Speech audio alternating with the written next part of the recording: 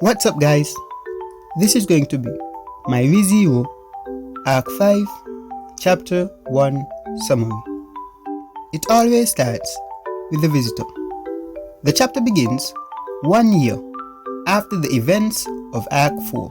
We also learn the Emilia camp was not involved in any conflicts during that period. Also in that time, Subaru has started building up his physical abilities in order to compensate for his lack of magical talent.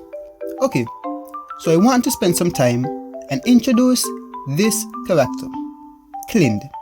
Clind is currently a butler for the Roswell Manor, and even though we don't hear about him much in the main story, Clind does play a major role for the fact that he was the one who taught Frederica how to control her beast farm, and is also currently teaching Subaru the basics of parkour and using the whip. And finally, he is 400 years old, so it goes without saying Clind will most likely be introduced to the story in future arcs. Anyway, the chapter kicks off as we first see Subaru exercising by sprinting on a track. He then begins to hear a voice call out to him from the distance. As Subaru attempts to follow the voice, it begins to go frantic, which only pushes him to run faster. And the moment he crosses the finish line, he falls to his hands and knees and begins breathing ragged breaths. As Subaru recovers his stamina, a small silhouette with cream hair enters his view.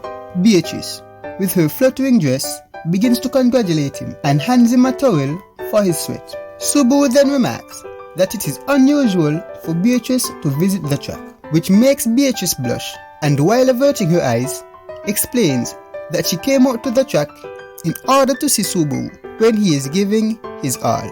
Hearing this, Subaru reflects on how honest Beatrice has become and happily proclaims to himself that it was time that won him her trust.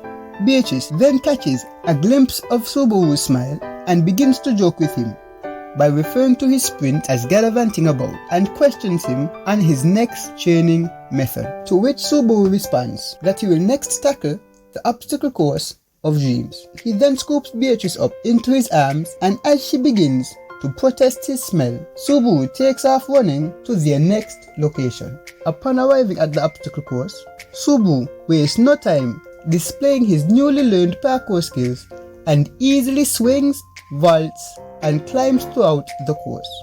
He then begins a full sprint, bends his knees, rolls, and nimbly pops back up to his feet. While dusting himself off, Subaru begins to call out to Beatrice for her opinion.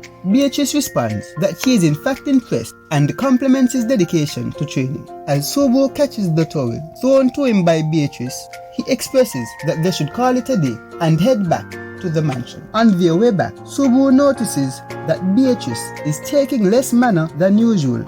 They go on to discuss Subaru's fractured magic gate, and we learn that due to Subaru's small mana reserves, Beatrice, as his contracted spirit, will not be able to fight at full strength.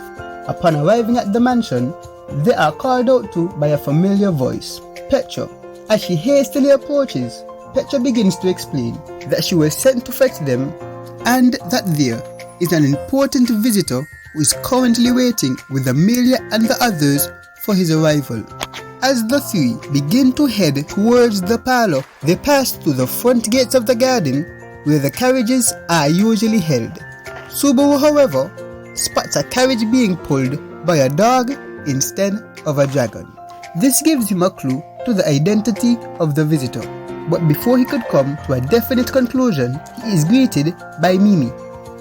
Mimi is a short, furry demi-human who is also one of the 3 vice captains of the Iron Fangs. Mimi goes on to explain that she was sent on behalf of the Anastasia faction and wishes to invite them all to a party.